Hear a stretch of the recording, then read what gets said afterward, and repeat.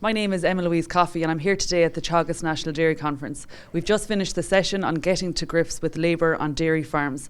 I'm joined by two farmer speakers, Brendan Joyce from County Kilkenny and John Whelan from County Wexford. To you first, Brendan, you would have spoken about sourcing labour and retaining labour. In relation to sourcing, is there anything in particular that sticks out to you?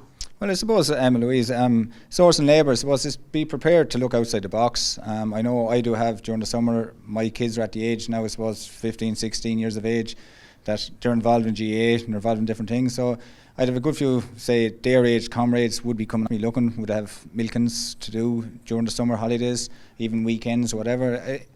It's probably more attractive than what people think, because the hours, they don't have to work a full day, morning and evening, and they're getting good money for maybe a Saturday and a Sunday. So I suppose just think outside the box. Be prepared to ask in your area, would they be willing, even if it's just for, even in the springtime, even if it's the weekends, take the pressure off, feed calves, milk cows, whatever, and you'd be surprised maybe that there might be somebody out there willing to help out. In relation then to retaining staff, are there 2 or 3 things that you try and implement on farm that keep people coming back to you?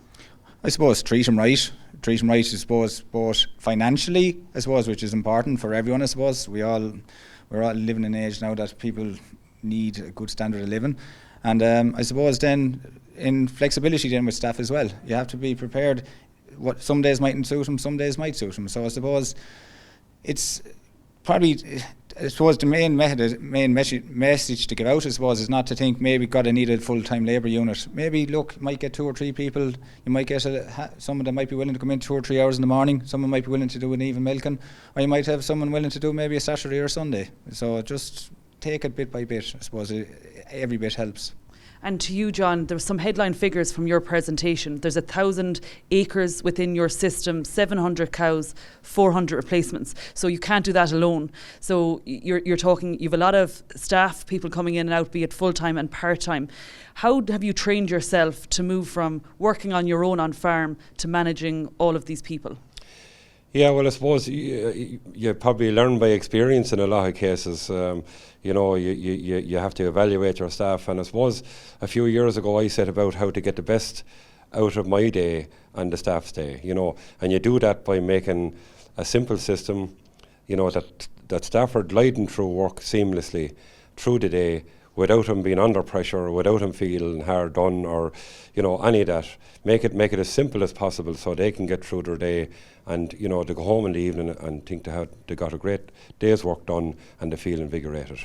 You also mentioned you aim to take every second weekend off, but you love what you do, so that always isn't the case.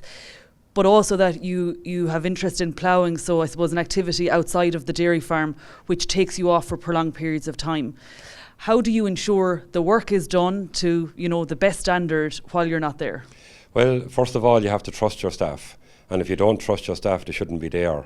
And I often think about people and to go in the evening and they start giving out about their staff or whatever. If that starts to happen at home, obviously there's something gone wrong in that system. So somebody, that member of staff may have to go, or maybe might suit a different farm better. That situation gets very toxic very quick. So you have to trust your staff, and I have to trust them that if I walk away, that everything runs on seamlessly. For more information on both Brendan and John's presentations, go to the Teagasc website at teagasc.ie.